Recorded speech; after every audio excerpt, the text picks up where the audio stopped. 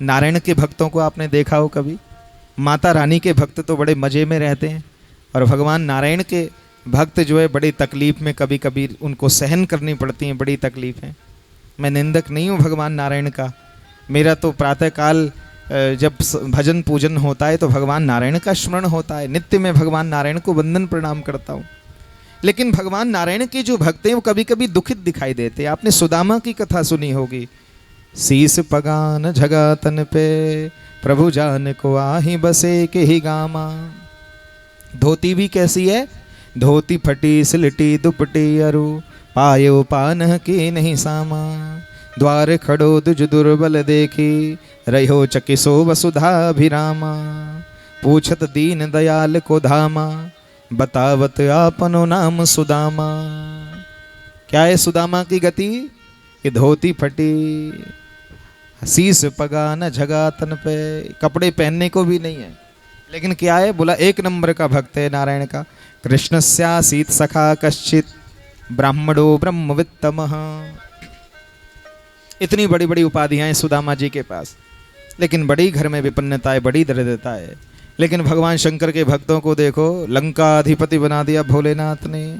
ये कहते हैं कि अपना ही घर दे दिया भोलेनाथ ने। सोने की लंका भगवान शंकर ने माता सती के लिए बनवाई, लेकिन उसी की पूजा पाठ करने आया तो वही दान में दक्षिणा में लेकर के चला गया।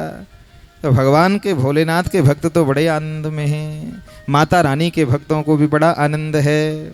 हाँ, लेकिन जीवन में संकट भी कभी कभी आना चाहिए, और संकट नहीं आता सुदामा के जीवन में तो सुदामा की भक्ति परिष्कृत कैसे होती?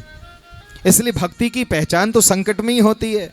घर में एसी लगाओ, पंखे लगे हों, बढ़िया पंखे चल रहे हों, है पंडाल में पंखे चल रहे हों, बढ़िया गद्दे बिछे हों, एसी लगे और बहुत सारी व्यवस्थाएं हों, तो हर कोई कथा सुन ले। लेकिन जब लाइट चली जाती है और हाथ से बिजना चलाना पड़ता है पंखा, तब कोई पंडाल में बैठे, हाँ वो बड़ी बात है। इसलिए निवेदन करना चाहूँगा कि कभी लाइट चली जाती है और तो कभी न रहे तो माताएं भाई लोग, आप लोग एक छोटा पंखा भी अपने साथ में हाथ में आप लेकर के आ सकते हैं। बड़ा अच्छा लगता है जब हाथ से भक्त लोग पंखा चलाते हैं, तो वो दिन याद आते हैं, वो समय याद आता है। हाँ, लाइट भी चली जाए तो तब भी उनको फर्क नहीं पड़ता, क्योंकि ये लोग इतने कर्मठ हैं। भारत के लोग देखो कितने कर्मठ हैं।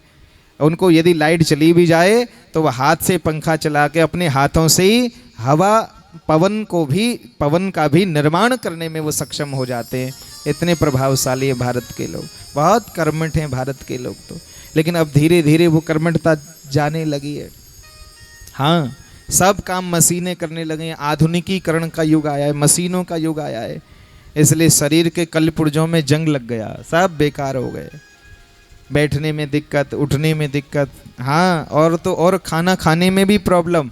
कोई ऐसी मशीन आ जाए कि ऐसे खाना चम्मच से निकाले, यूँ मिला के और मुंह में डाल दे तो लोग कहें वाह बड़ा अच्छा लग रहा है। हाँ, बोलिए साचे दरबार की।